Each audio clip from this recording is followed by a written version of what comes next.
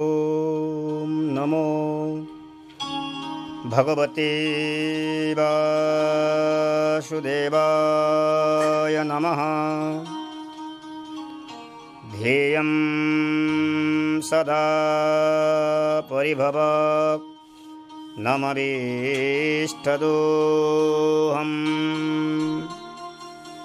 तीर्थास्पदं शिवगिरिं चिनुतं शरण्यं।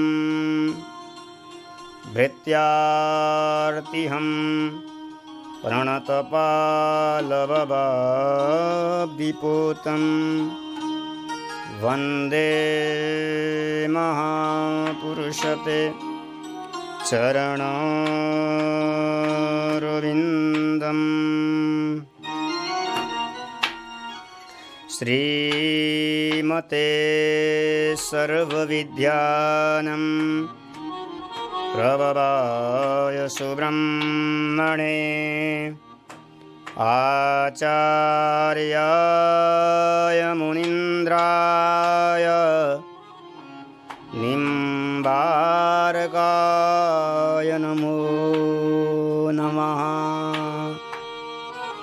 कस्मै येन विभासितोऽयमतुलो ज्ञानप्रदीप पुरा। तद्धूरूपेण च नारदाय मुनये कृष्णाय तदूर्मिणा।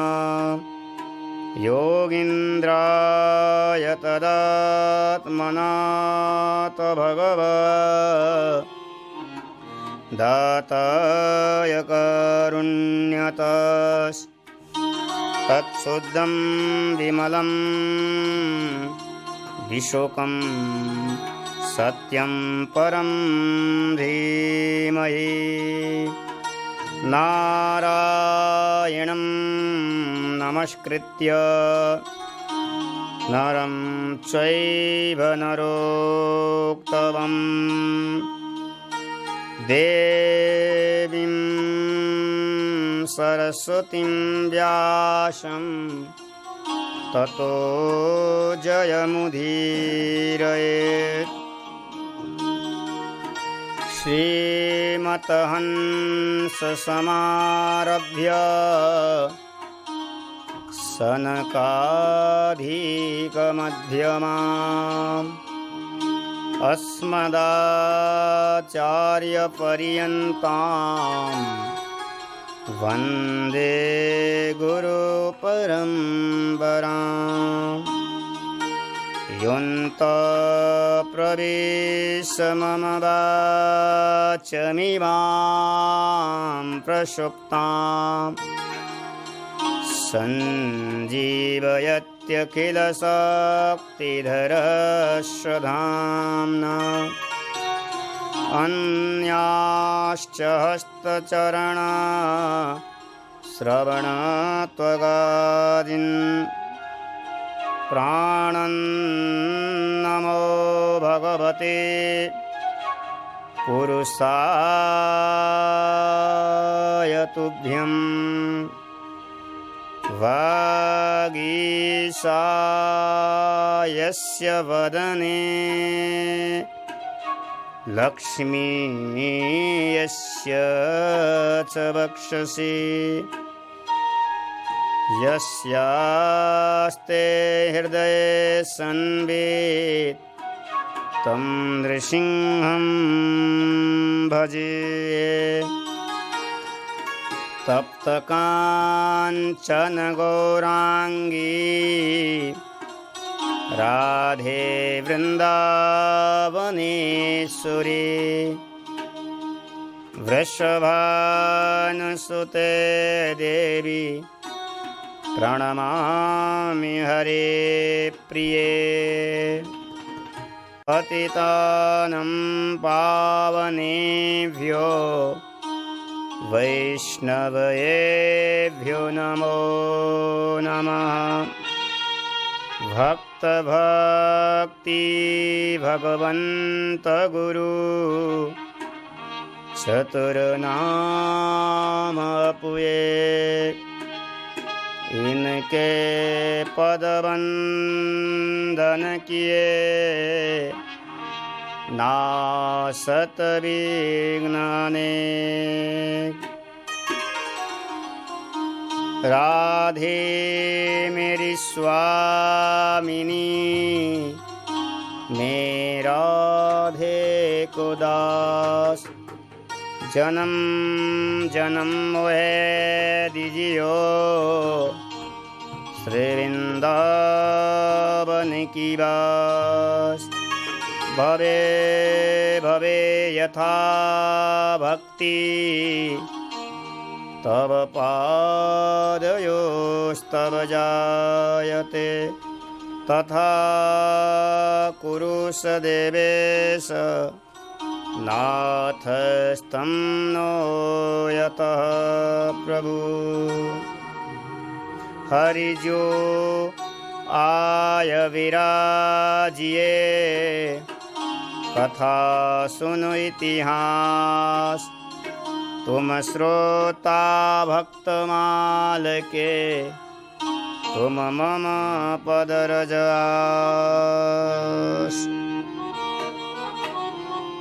श्री कृष्ण गोविंद हरे मुरारे, हे नाथ नारायण वासुदेवा।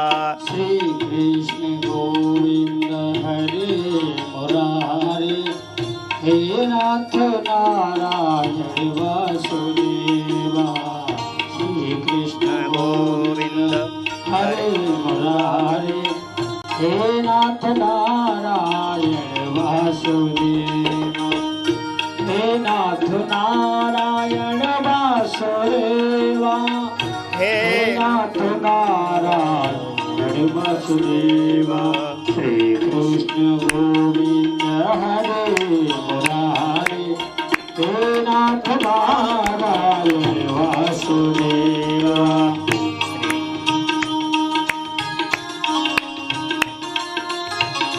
श्री राधे जय हो, वृंदावन बिहारी लाल की जय हो, जय हो।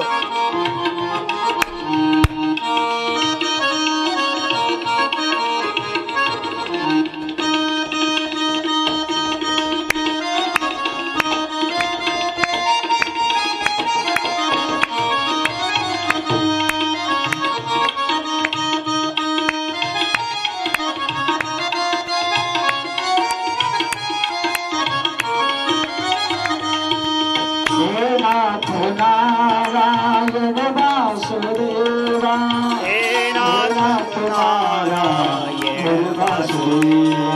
श्री कृष्ण गोविंद हरे मुरारे, हे नाथ नारायण वासुदेवा। श्री कृष्ण गोविंद हरे मुरारे, हे नाथ नारायण वासुदेवा। राधे श्याम श्याम श्याम राधे राधे, राधे कृष्ण कृष्ण कृष्ण राधे राधे, राधे श्याम श्याम श्याम राधे राधे, राधे कृष्ण कृष्ण कृष्ण राधे राधे। जय हो, राधा रानी की जय हो।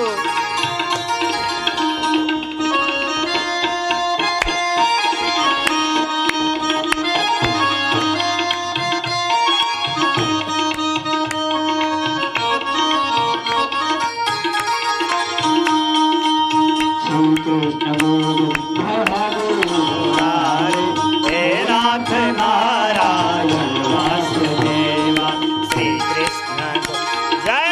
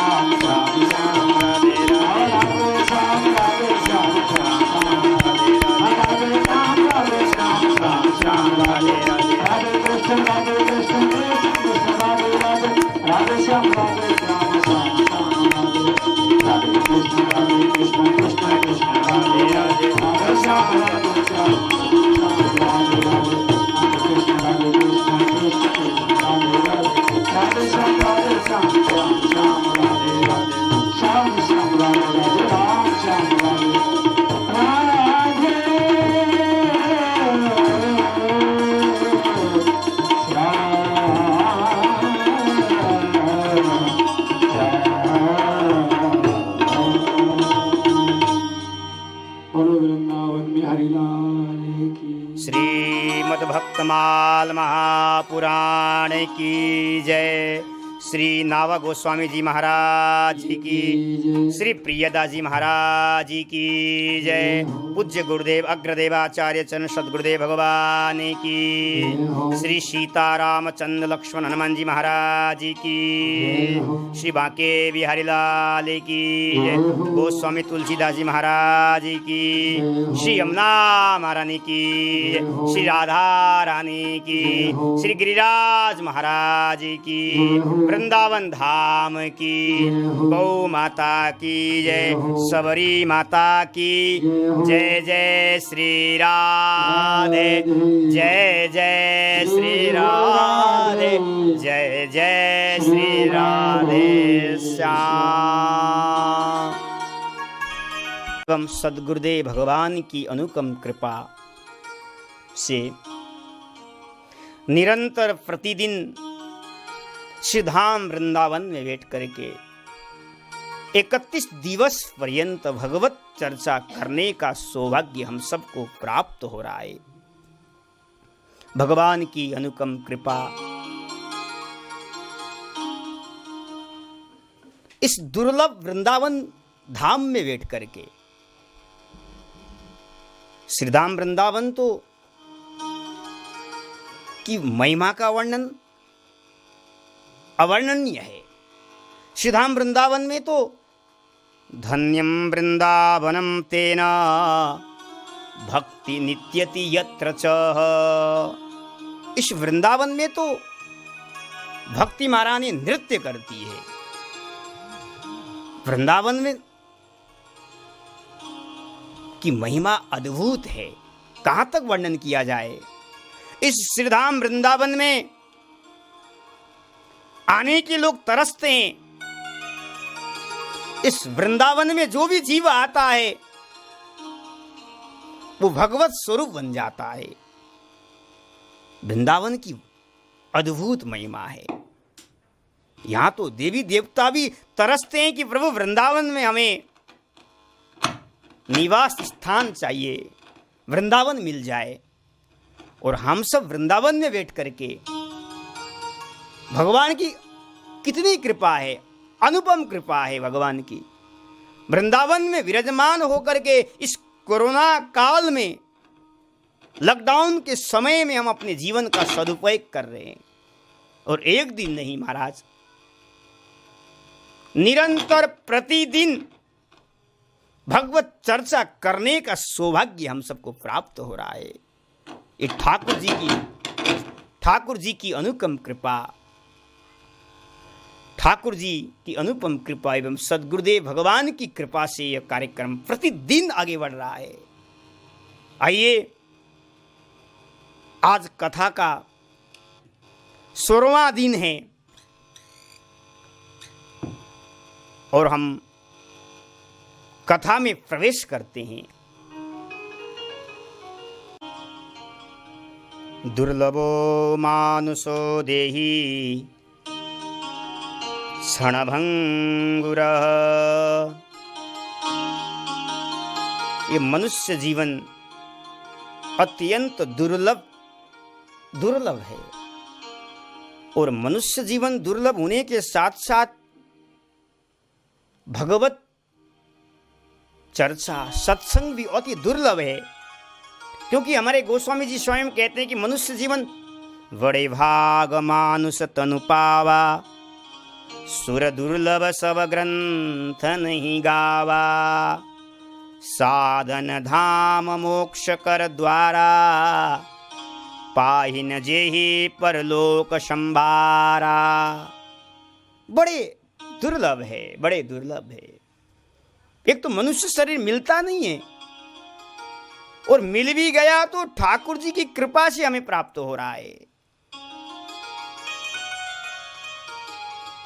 महाराज, मनुष्य जीवन का यही लक्ष्य है। अगर मनुष्य जीवन हमें मिल गया हो,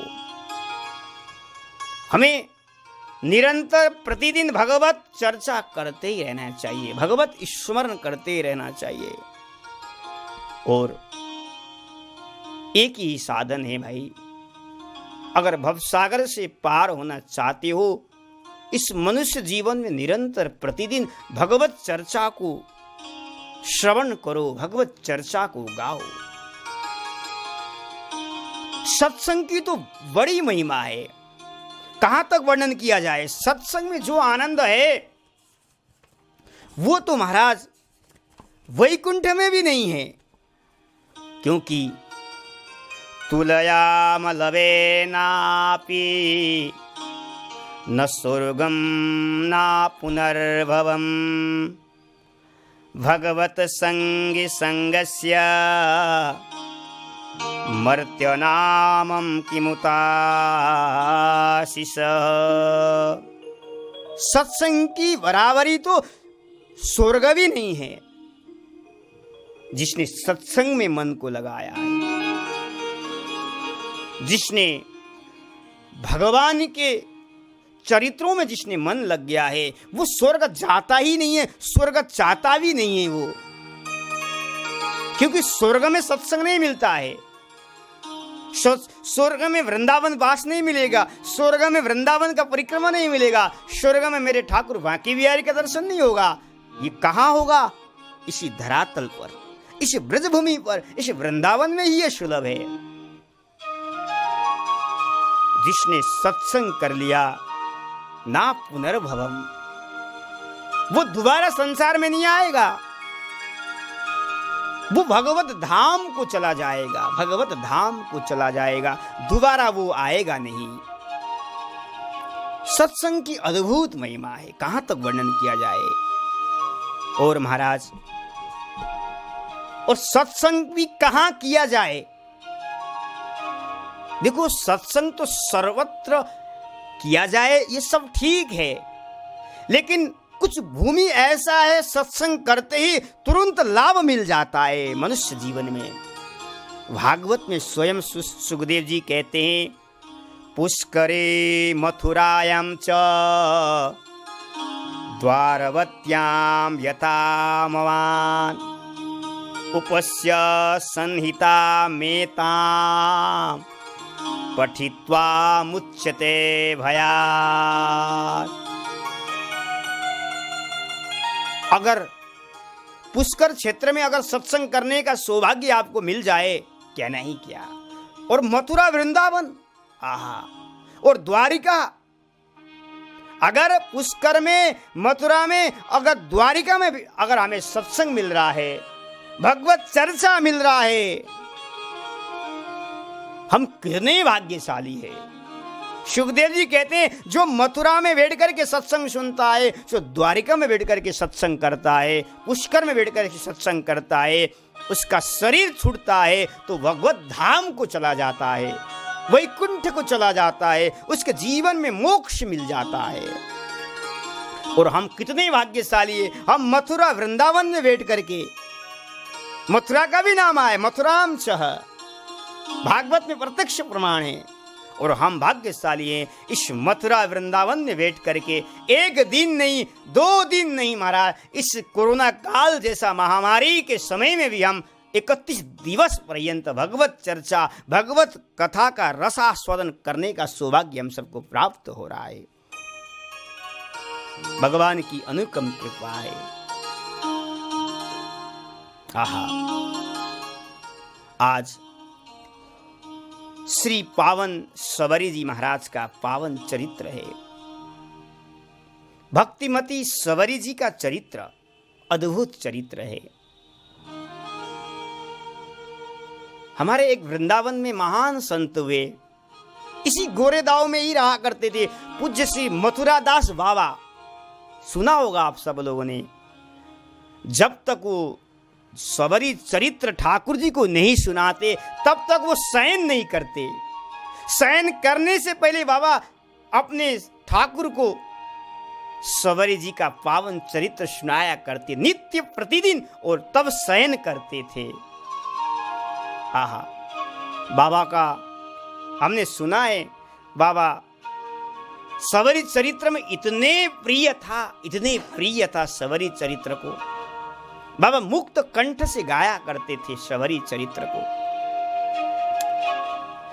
चलो हम भी सवरी चरित्र का स्मरण करते हैं, ऐसे सवरी माता के चरणों में वंदन करते हुए पावन सवरी चरित्र के बारे में श्री नाभा गोस्वामी जी ने भक्तमाल में वर्णन किया है।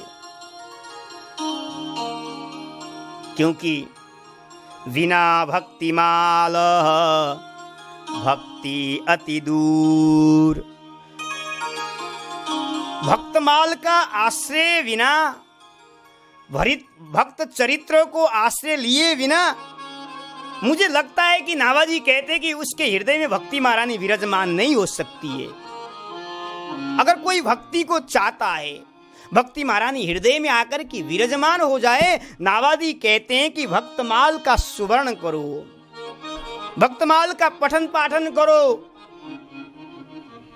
अवश्य ही महाराज, अवश्य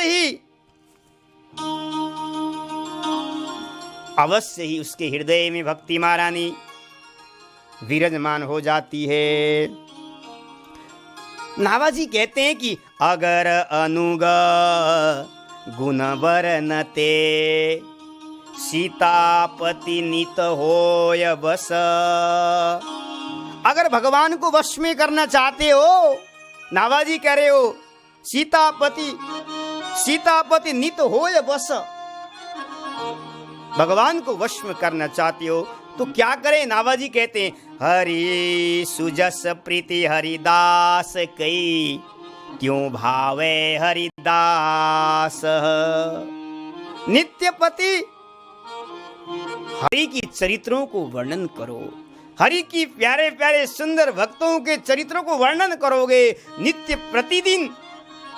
मुझे लगता है नाभाजी कहते हैं, मेरे अनुभव की बातें, उसके हृदय में भक्ति महारानी विराजमान हो जाती है। उसके हृदय में जिस भक्त का आप चरित्र का वर्णन करोगे वो भक्त के हृदय में विराजमान होगी।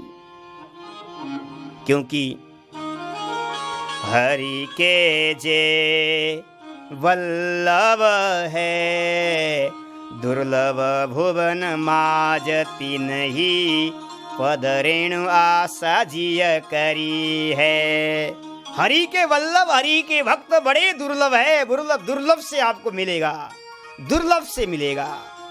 भक्त का दर्शन, भगवान का दर्शन भले मिल जाए, लेकिन मुझे लगता है कि भगवान का भक्त का दर्शन तो भगवान की कृपा से मिलता है, भगवत अनुग्रह से मिलता है। क्योंकि बहुत कठिन है, सहज से भगवान दर्शन मिल जाए ठीक है, लेकिन भक्त का दर्शन सहज से नहीं मिल सकते। भक्त का दर्शन तो भगवान और भक्त अगर कृपा करे और तब दर्शन हो सकता है। आइए आज पावन सवरी जी की तरफ हम चलते हैं। सवरी जी का जन्म क्यों हुआ? सवरी जी इस धरातल पर क्यों आई? सवरी जी घर को परित्याग करके वन में ही क्यों रही? हमारे नाभाजी कहते हैं पहले सवरी जी के पूर्व जन्म को जानना चाहिए। सवरी जी एक रानी थी,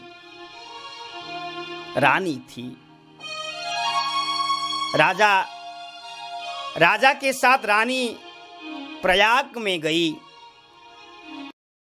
प्रयाग में जाकर के स्नान करने गई और वहां अब राजा संतों के साथ जाते थे, संतों के साथ कीर्तन करते थे, सत्संग करते थे, लेकिन रानी को जाने को नहीं मिलता था, क्योंकि रानी तो अपने पर्दे में रहना पड़ता था।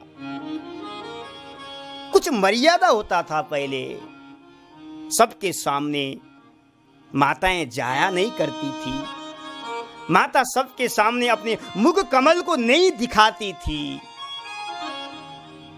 आज राजा संतों के साथ बैठ करके कीर्तन कर रहे हैं, आज राजा सत्संग सुन रहे हैं, लेकिन रानी ने अपने पर्दे में रहना पड़ा, पर्दे में मर्यादा में रहना पड़ा। रानी को उस समय भगवान की कृपा, भगवत राम की कृपा, मेरे प्यारे, रानी को वैराग्य आ गया, वैराग्य आ गया। रानी ने कहा, गंगा जी से प्रार्थना किया, मैं रानी पने को धिक्कार करते हुए गंगा जी से वर मांगा कि मुझे उच्च कुल में जन्म, उच्च कुल में सुंदरता, हे गंगा मैया मत देना, मत देना। केवल मुझे अगले जन्म मिल जाए, मुझे संतों का संग चाहिए, इस संतों के साथ बैठ करके भगवत चर्चा मैं कर पाऊं। इस जीवन में तो मुझे मिलने वाला नहीं है, क्योंकि मैं इस जीवन में तो रानी हूं।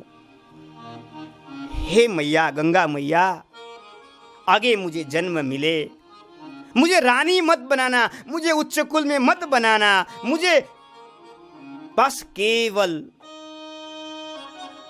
जहां भी मुझे जन्म मिले, अगले जन्म मुझे सत्संग मिले, अगले जन्म मुझे कीर्तन मिले। आज वही रानी गंगा जी से जब वर मांगा और गंगा जी ने आशीर्वाद प्रदान किया, और वही रानी सवरी के रूप में दोबारा जन्म हुआ। उन्होंने विवाह नहीं किया, और उन्होंने विवाह से पहले ही घर को परित्याग करके वन में जाकर के प्रभु राम के भजन करती थी, प्रभु राम की प्रतीक्षा करती थी। आहा, हमारे राजा रघुराज सिंह जी ने भी अपने एक ग्रंथ लिखा है कि सवर जी का जन्म के बारे में। सवर जी का पूर्व जन्म और भी प्रसंग वर्णन मिलता है, हमें पढ़ने को मिलता है। जब ब्राह्मणी दंपति वन में तप कर रहे थे, वन में तप कर रहे थे, सवरी पूर्व जन्म में ब्राह्मणी थी, ब्राह्मण के साथ वन में तप कर रही थी। अचानक ब्राह्मण को कुछ दिन के लिए बाहर जाना पड़ा, अचानक, और ब्राह्मण लौट करके आया। उस समय ब्राह्मणी ने भोजन कराया। जैसे ही भोजन कराया, लेकिन उस ब्राह्मण के कान में नवजात शिशु सुनाई पड़ा, नवजात शिशु बालक का जन्म सुनाई पड़ा। ब्राह्मण ने पूछा, ब्राह्मणी, ये आवाज कहां से सुनाई पड़ रहा है? ब्राह्मणी ने कहा कि हे ब्राह्मण देव, ये आपका ही बालक है, अभी 2 दिन हुआ है। ब्राह्मण ने जैसे सुना, असोच अवस्था में, अपवित्र अवस्था में तुमने मुझे भोजन कराया, ठीक नहीं किया देवी, मैं तुम्हें श्राप देता हूं, जा, तुम नीच कुल में तुम्हारा जन्म होगा। आज वही ब्राह्मण ने ब्राह्मणी को श्राप दिया, और वही ब्राह्मणी कलिकाल में महाराज, वह त्रेता युग में सवरी के रूप में जन्म हुआ। ब्राह्मणी ने कहा कि प्रभु, आपने मुझे श्राप दिया। क्यों दिया श्राप? मैं तो अपने प्रातिवर्त धर्म का पालन किया, ब्राह्मण का, मैं तो अपने पति को भोजन करा रहा था, धर्म का पालन कर रही थी, लेकिन आपने मुझे श्राप दिया है। ब्राह्मण ने कहा कि अब श्राप तो मेरे मुख से निकल चुका है, लेकिन तुम्हें चिंता करने की कोई जरूरत नहीं है। भले ही तुम्हारा नीच कुल में जन्म होगा, लेकिन संतों का संग मिल जाएगा, और भगवान का दर्शन तुम्हें राम जी के साक्षात्कार होगा। आज वही ब्राह्मणी कली मारा त्रेता युग में सवरी के रूप में प्रकट हो गई, सवरी के रूप में प्रकट हो गई। और महाराज सवरी जी ने विवाह नहीं किया, और हमारे नावाजी कहते हैं कि सवरी जी वही ब्राह्मणी सवरी के रूप में आई, वही रानी सवरी के रूप में आई, दो पूर्व जन्म की कथा मैंने आपको श्रवण कराया सवरी जी के बारे में। और जैसे सवरी का जन्म हुआ शूद्र कुल में, उसी समय सवरी जी ने वन में रहती नाम सवरी कहत सब चाहत, टहल साधु तन न्यूनताई है। हमारे नावाजी भक्तमाल में वर्णन कर रहे हैं, सवरी जी वन में निवास करती थी, घर को परित्याग किया। सवरी जी वन में रहती थी, विवाह नहीं किया सवारी जी ने, और वन में रह करके प्रभु राम का स्मरण करती थी, प्रभु राम का जाप करती थी। आहा, वन में क्यों रही? घर में भी तो रह सकती थी, लेकिन और वन में रह करके संतों की सेवा करती थी। भगवान की सेवा से बढ़कर संतों को मानती थी, भगवान के भक्त को मानती थी। मोते अधिकर संत कर लेखा। राम भगवान गोस्वामी तुलसीदास जी कहते हैं, भगवान का वाक्य है। आज वन में रह करके भगवान के प्यारे प्यारे भक्तों की सेवा करती थी। इसलिए सवरी वन में रहने लगी कि सतहरि भजन जगत सब सपना। जगत जो दिख रहा है जगत, ये असत्य है और भगवान ही सत्य है, ऐसा विचार करके सवर जी ने अपनी माँ को, अपने पिता, अपने परिवार को परित्याग करके महाराज जंगल में रह करके निवास करने लगी, भगवान का भक्तों की सेवा करने लगी। क्योंकि नदी किनारो गिरि शिखर बाग एक सुदेख, भगवत जन बिल में तहाँ बाड़ई भजन विशेष। एकांत में भजन की वृद्धि होती है। हम एकांत में बैठते हैं ना, अधिक से अधिक हमारे जीवन में भजन होता है। इसलिए सवरी ने विचार किया कि घर में मैं रहूंगी, भजन नहीं होगा, वन में रह करके भजन होगा। इसलिए बड़े बड़े महापुरुष भी घर को परित्याग करके वनों में, तीर्थों में जाकर के तप करते हैं। भजन वन में होता है, भजन एकांत में होता है। घर में वैराग्य नहीं होता है। घर में बसे, घर में बसे, घर में वैराग्य कहाँ, माया मोह ममता में पागी है पे पागी है। घर में तो वैराग्य कहाँ होगा? सवारी ने विचार किया, घर में वैराग्य होगा कहाँ? घर में तो ममता है, घर में तो आसक्ति है, घर में माया है। ये मेरे माता पिता, ये मेरे भाई बंधु, ये मेरे पत्नी, ये मेरे मकान, हम इसी में उलझे हुए हैं। जब तक इसमें उलझे हुए हैं, इसमें जब तक हमारा बंधन है, तब तक हम प्रभु की प्रेम को प्राप्त नहीं कर सकते। हमारे वल्लभाचार्य जी भी कहते हैं कि गृहम सर्वात्मनः त्याज्यम। वल्लभाचार्य जी कहते हैं कि घर को परित्याग करो। भगवान को प्राप्त करना चाहते हो, भगवान की भक्ति को प्राप्त करना चाहते हो, तो घर को परित्याग करो और वन में जाकर के भजन करो। वन में ज्यादा से ज्यादा भजन होगा, कोई प्रपंच नहीं होगा। आहा, इसलिए सवरी भजन करती थी वन में रह करके। और भगवान से भी बढ़कर नावाजी कह रहे हैं कि साधु की सेवा करती थी। क्यों करती थी? सब लोग तो भगवान की सेवा करते हैं, बिहारी जी की सेवा करते हैं, लेकिन सवरी जी चाहत टहल साधु। नावाजी कहते हैं संतों की सेवा ज्यादा करती थी, भगवान से भी संतों को मानती थी। क्यों? गरुड़ पुराण में एक प्रसंग आता है। गरुड़ पुराण में एक श्लोक दिया है कि सिद्धिर भवति वा नेति संशयो अच्युत सेविना निसंशयस्तु तद्भक्ता परिचर्याय रतात्मना। गरुड़ पुराण में ऐसा प्रसंग आता है कि जो भगवान की सेवा करते हैं उनको चाहे भले ही संदेह हो कि हमारा कार्य सिद्ध होगा या नहीं होगा, उसके जीवन में संदेह होगा महाराज, लेकिन जो भक्त की सेवा करता है उसके जीवन में संदेह नहीं होगा, उसके जीवन में ये होगा कि मेरा कार्य अवश्य भक्त पूरा कराएंगे। इसलिए इसलिए वृत्तासुर ने यही तो कहा था, अहम हरे तव पादैक मूल दासानुदासो भवतास्मि भूय। वृत्तासुर ने यही प्रसंग कहा था कि हे प्रभु, मुझे भक्तों का संग चाहिए, भक्तों के चरण चाहिए, मुझे अगले जन्म में भक्त का चरण का सेवा करने का सौभाग्य मुझे प्राप्त हो जाए।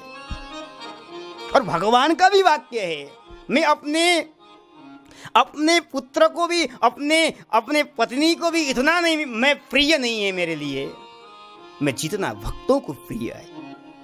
अहम भक्त पराधीनो अस्वतंत्र एवं द्विजा। स्वयं दुर्वासा जी को कह रहे हैं, प्रभु मैं तो भक्तों के अधीन में हूं, मैं परिवार के अधीन में नहीं हूं। क्यों? उस भक्त ने मुझे पकड़ करके रखा है, उस भक्त ने मुझे वश में किया है अपने भजन के, अपने तप से, बल के द्वारा। आहा, भक्त की सेवा से सब कुछ मिल सकता है, क्योंकि क्या नहीं मिल सकता भक्त की सेवा से महाराज। इसलिए शबरी जी महाराज वन में रहती थी और भगवान के प्यारे प्यारे भक्तों की सेवा करती थी। महाराज वन में रहते हुए संत सेवा करते करते भगवान का स्मरण कर रही है। और क्या करती थी शबरी जी? वहां वनवासी ऋषियों में एक मतंग नाम के ऋषि रहते थे। बड़े ही वो महात्मा कैसे थे? प्रियदास जी महाराज भक्तमाल ने वर्णन करने, मतंग जी महाराज कैसे थे? बड़े ही असंग में मतंग रस रंग भरे, धरे देखी बोझ कयो कौन चोर आयो है। वन में रहती और मतंग ऋषि भी रहते थे, परम विरक्त रहते थे, भक्ति रस में आनंद में परिपूर्ण थे मतंग ऋषि। उसी कुटी के सामने शबरी भी निवास करती थी मेरे भाई हो, प्यारे हो। और क्या करती थी? संतों की सेवा करती थी। और सेवा देखा करके नहीं होता कि हम देखा करके सेवा करें, उस सेवा को नहीं है। हम सेवा तो करते हैं और सेवा के बदले फोटो खिंचा के दिखाते हैं, उसको सेवा नहीं कहते हैं। सेवा अद्भुत है। सेवा की महिमा का वर्णन कौन कर सकता है? क्या करती थी? जब मतंग ऋषि, अन्य ऋषि लोग अभी रात्रि के समय में शयन करते थे, उस समय क्या करती थी शबरी जी? मतंग ऋषि के कुटी के सामने आसपास क्या करती थी? झाड़ू बुहार करने का काम करती थी, झाड़ू बुहार लगाती थी। और क्या करती थी? लकड़ी को ला करके महाराज ऋषियों के सामने रख करके चली जाती थी। ऋषियों को पता ही नहीं चलता, कुटी के सामने रख करके चली जाती थी।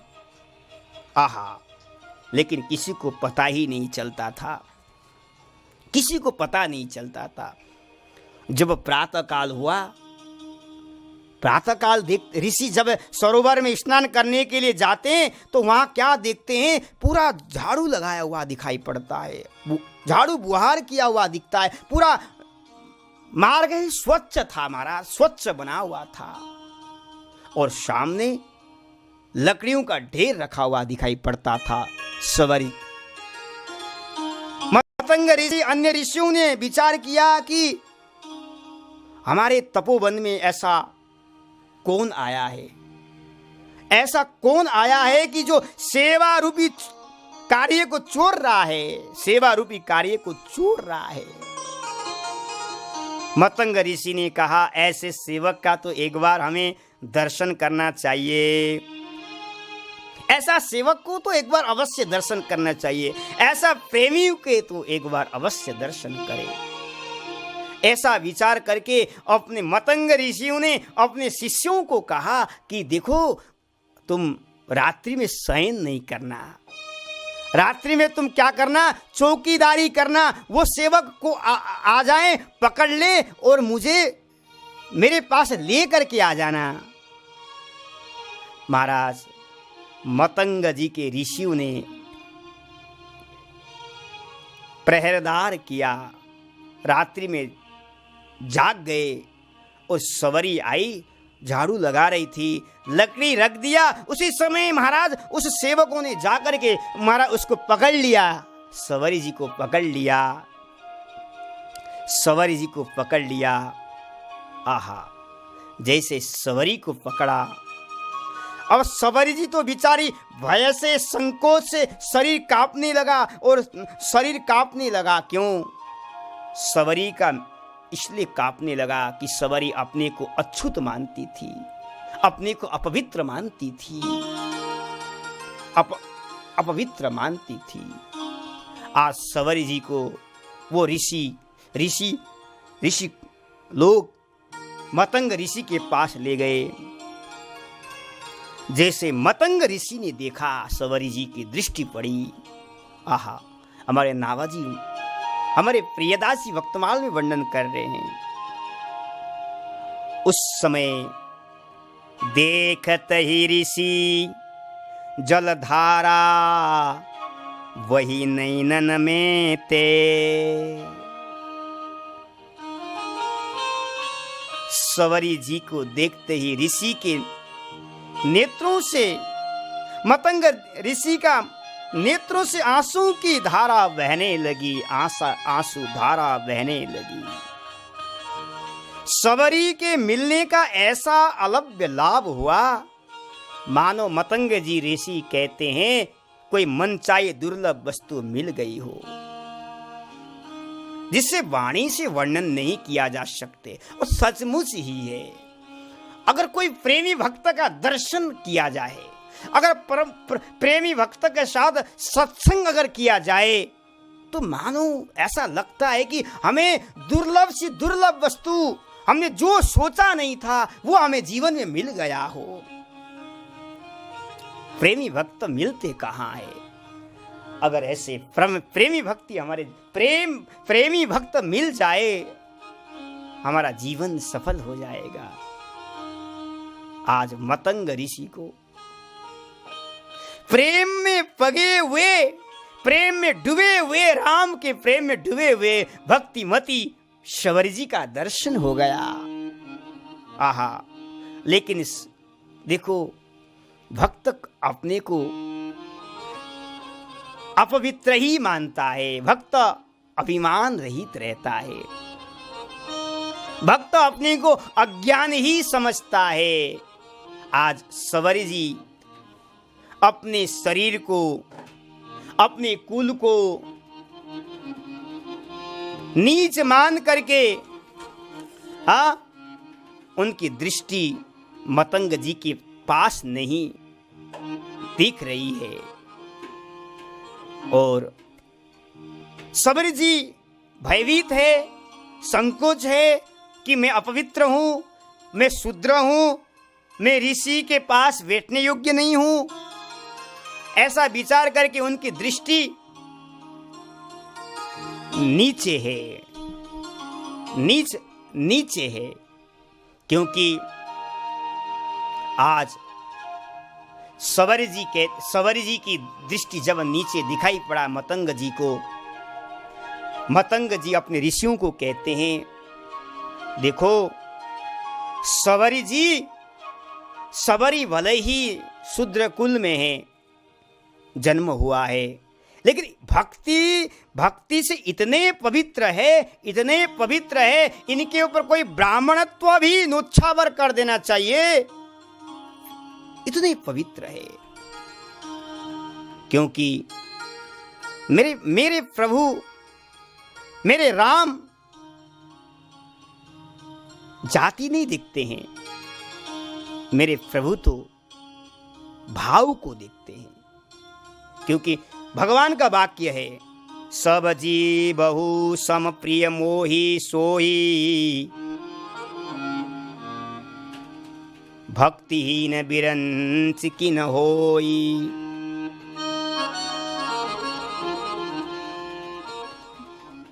अगर भक्तिहीन है तो भगवान उसको प्रिय नहीं है। भगवान उसी को प्रिय है जो जिसके हृदय में भक्ति हो। भगवान भक्ति के नाता को मानते हैं, भगवान जाति को नहीं देखते हैं, भगवान प्रेम को देखते हैं, इसके हृदय में प्रेम है या नहीं। सबर जी तो प्रेममती है। प्रेम देखना है तो सबर जी के जीवन में देख लीजिए, भक्ति देखना है तो सबर जी के जीवन में देख लीजिए।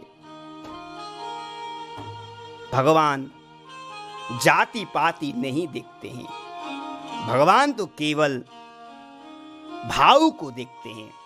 और भागवत में यहां तक भी वर्णन आया, किरात हुड़ांद पुलिंद पुलकसा आवीर कंका यवना कसादयः ये अन्ये च पापा यदुपासया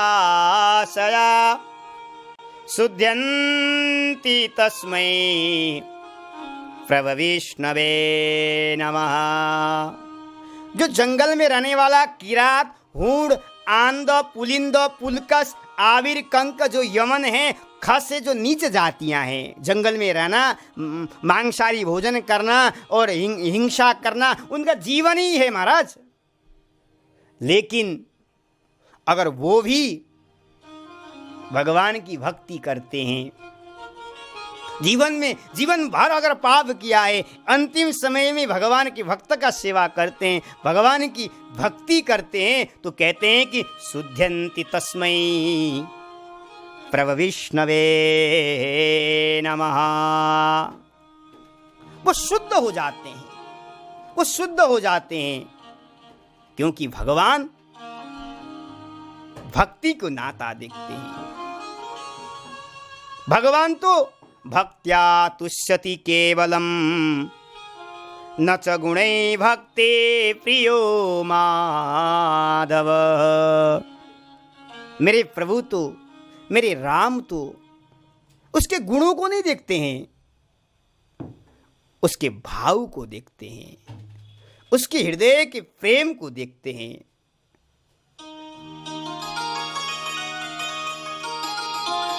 और यहां तक वर्णन आता है, चंडालोपि मुनि श्रेष्ठ विष्णु भक्ति दुजादिका विष्णु भक्ति विहीनश्च दुजोपि स्वपचाधिक। बृहत नारद पुराण में तो ऐसा वर्णन मिलता है, ईश्वर के प्रति अगर एकांतिक भक्ति के कारण अगर चंडाल भी भगवान की भक्ति करता है, वो चंडाल, वो स्वपच भी ब्राह्मण के समान हो जाता है, ब्राह्मण के समान बन जाता है। लेकिन यदि ब्राह्मण कुल में जन्म लेने के पश्चात भी अगर भगवान का भक्ति नहीं करता है, तो वो चंडाल के समान है, वो स्वपच के समान है। यहां तक लिखा है। और कहते हैं, तुलसी स्वपच भगत भलो जपेरेन दीन राम ऊंचो कूल के ही काम को जहान हरि को नाम। अरे उस कुल की क्या महत्व, उस कुल में रहने से तुम्हारा क्या मिल गया जो तुमने भगवान की भक्ति को नहीं किया है, भगवान की प्रेम को प्राप्त नहीं किया। भले तुम्हें उच्च कुल में मिल गया, ब्राह्मण क्षेत्रीय वैश्य में कुल में मिल गया, लेकिन तुमने भगवान की भक्ति से विहीन हो गए तुम। लेकिन एक स्वपच, एक वाल्मीकि परिवार में जन्म लेने के पश्चात भी अगर बिहारी जी की भक्ति करता है, बिहारी जी में मन लगाता है, वो उच्च कुल से भी जन्म लेने का फल उसको प्राप्त हो जाएगा।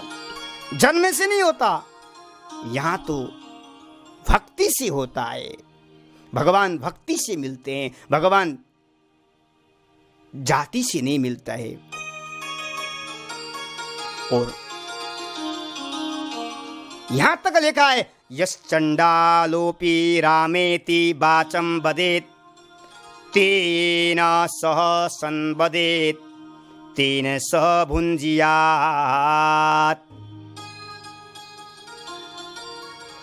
अगर स्वपच भी देखे, क्या यहां तक वर्णन आता है, यदि स्वपच वाल्मीकि के मुख में भी राम का नाम है, तो उस व्यक्ति के पास, उस भक्त के पास जाकर के नित्य उसके साथ सत्संग करना चाहिए, उसके साथ बैठना चाहिए, उनके साथ संभाषण करना चाहिए, उसके हाथ से प्रसाद भी पाना चाहिए। क्यों?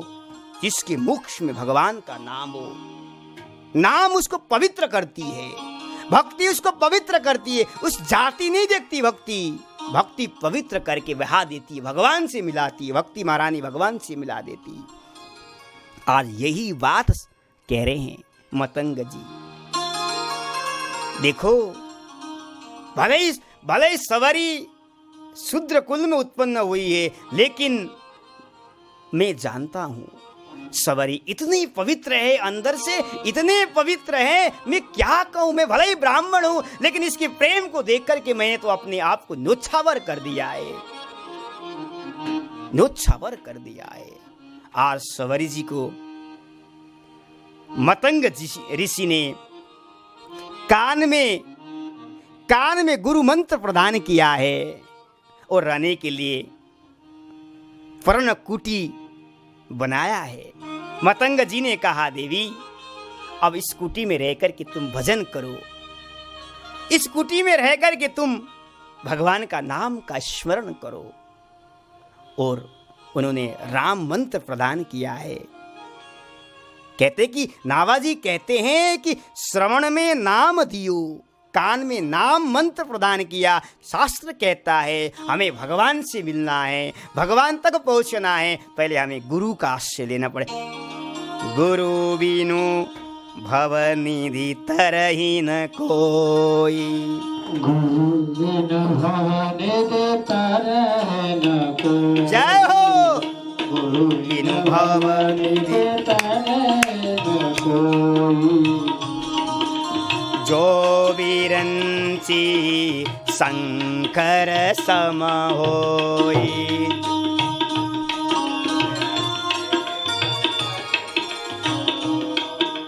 जो बिरंची शंकर सम होई, जो बिरंची शंकर सम होई। गुरु बिनु भवनिधि तरही न कोई,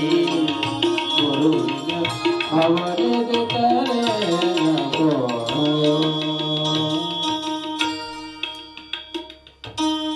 यावत् गुरुर्न क्रियन्ते सिद्धिस्तावन्न लभ्यते, तस्मात् गुरुर्हि कर्तव्यो नैव सिद्धि गुरुर्विना। नारद पंचरात्र में भी भगवान नारायण को, नारद जी को उपदेश कर रहे हैं। नारद पंचरात्र एक ग्रंथ है हमारे वैष्णवों का, और स्वयं भगवान नारायण वक्ता है, और स्वयं श्रोता कौन है? नारद जी है। क्षीर सागर में बैठे हुए भगवान उपदेश कर रहे हैं नारद जी को। कहते हैं कि नारद, अगर तुम्हें मुझको प्राप्त करना है, पहले तुम्हें गुरु को बनाना पड़ेगा। यावत गुरु न क्रियन्ते, जिसने जीवन में गुरु नहीं बनाया है उसके जीवन में सिद्धि प्राप्त नहीं होगा, उसके जीवन में भक्ति महारानी हृदय में नहीं आएगी। आप चाहे मीरा जी को देखिए, चाहे कबीरदास जी को देखिए, रैदास के जीवन को पढ़िए, तुकाराम जी, एकनाथ जी, नरसिंह मेहता जी, नामदेव जी महाराज, और कली काल में हम बिहारी जी का दर्शन करते हैं। श्री स्वामी हरिदास जी महाराज ने भी गुरु का आश्रय लेकर के मेरे बांके बिहारी जी को प्रकट किया है। तो क्योंकि गुरु अनिवार्य है, गुरु से हमें सिद्धि प्राप्ति होती है। गुरु ही ऐसा साधन है, गुरु के नौका में बैठ करके हम भव सागर से पार हो सकते हैं। हम जमुना जी जाते हैं जमुना पार करने के लिए, तो लेकिन हम नौका का आश्रय लेते हैं महाराज, नौका का आश्रय। केवट के पास बैठ करके हम नाव में बैठ करके जमुना पार करते हैं। ऐसे ही ये संसार भी भव सागर है। ये संसार क्या है? जमुना जल के समान है। इस जमुना जल से पार होना चाहते हो, गुरु रूपी केवट का आश्रय लो और भव सागर से पार हो। निर्देह माध्यम सुलभम सुकल्पम गुरु कर्णधारम। भागवत में गुरु कर्णधार है, गुरु ही भगवान तक मिलाता है। मतंग जी ने आज सवरी जी को कान में मंत्र प्रदान किया है और कहा, देवी अब तुम यहां रहो, यहाँ बैठ करके मेरे राम की प्रतीक्षा करो, राम मंत्र का जाप करो, अवश्य ही तुम्हारे पास राम जी आएंगे। और मतंग जी सवरी के साथ, ऋषियों के साथ सत्संग भी करते थे, क्योंकि सत्संग में जो आनंद है, राम बुलावा भेजिया दिया कबीरा रोया, जो सुखय सत्संग में सो वैकुंठ न होया। भजन के साथ साथ सवरी के साथ बैठ करके सत्संग भी किया करते थे मतंग ऋषि, क्योंकि हमें भी भजन के साथ साथ सत्संग करना चाहिए। सत्संग अनिवार्य है जीवन में। अगर सत्संग नहीं किया, भगवत चर्चा नहीं किया, वो भजन का फल हमें जल्दी नहीं मिलेगा। इसलिए कबीरदास जी को जब अंतिम समय हुआ तो भगवान बुला रहे हैं, प्रभु बुला रहे, राम जी कबीरदास जी तुम धरातल छोड़ करके आओ मेरे धाम में आओ। कहते हैं कि राम बुलावा भेजिया दिया रोया कबीरा। कबीरदास जी रोने लगते। भगवान ने कहा, अरे मैं तो तुमको अपने धाम को बुला रहा हूं, तुम क्यों रोया? कहते कि प्रभु मैं इसलिए रो रहा हूं, जो यहाँ बैठ करके, जो काशी में बैठ करके, मगध में बैठ करके मैं जो सत्संग में जो मुझे आनंद आ रहा है, वो आपके साकेत में कहाँ मिलने वाला है, वो वैकुंठ में मिलने कहाँ वाला है। इसलिए मैं रो रहा हूँ, मैं नहीं जाऊंगा, मैं धरातल भी रह करके अभी सत्संग खूब करना है। और आज सत्संग की कितनी महिमा है। और मतंग ऋषि सवरी के साथ बैठ करके सत्संग कर रहे हैं। शेष चर्चा हम कल के सत्र में करेंगे। श्री वृंदावन बिहारी लाल की जय। आज हमने 16वां दिन की जो कथा था आपके सामने मैंने YouTube फेसबुक के माध्यम से सुनाया। इसका सीधा प्रसारण हम YouTube फेसबुक से आप श्रवण कर सकते घर बैठे हुए। इस समय हम कोरोना महामारी में भयभीत हैं, दुखी हैं, और इस कोरोना से बचने के लिए हमने ये कार्यक्रम रखा है। जो चिंता में डूबे हुए हैं, जिसके जीवन में चिंता ना आ जाए, हमेशा आनंद में डूबे रहें, जो भी करते हैं प्रभु मंगल ही करते, क्योंकि प्रभु का नाम मंगलहारी है, मंगल भवन है प्रभु। और प्रभु की इच्छा से सब कुछ मंगल होगा। आप नित्य प्रतिदिन कथा सत्संग करते रहिए, अवश्य ही जल्दी से कोरोना दूर हो जाएगा और हम भगवान तक पहुंच जाएंगे। ऐसा कहते हुए मैं अपनी वाणी को यहीं विराम, कल पुनः मैं आपके सामने इसी समय उपस्थित हो जाऊं। वृंदावन बिहारी लाल की, सवरी मैया की, श्री सीतारामचंद्र लक्ष्मण हनुमान जी महाराज की जय जय। श्री राधे श्याम। दो क्षण भगवत नाम।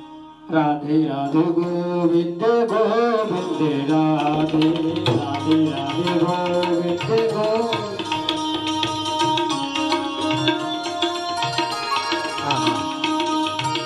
गोविंद राधे गोपाल राधे, गोविंद राधे गोपाल राधे, राधे गोविंद गोविंद राधे, राधे गोविंद गोविंद राधे, गोविंद राधे गोपाल राधे, गोविंद राधे गोपाल राधे, गोविंद राधे गोपाल राधे, गोपाल राधे। जय हो। गोविंद गोविंद राधे,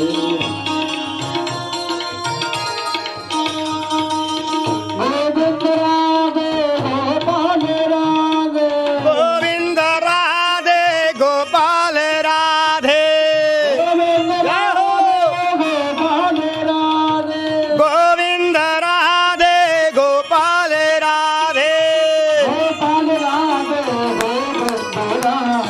गोविंद राधे गोविंद गोविंद राधे, राधे राधे गोविंद गोविंद राधे, जय हो।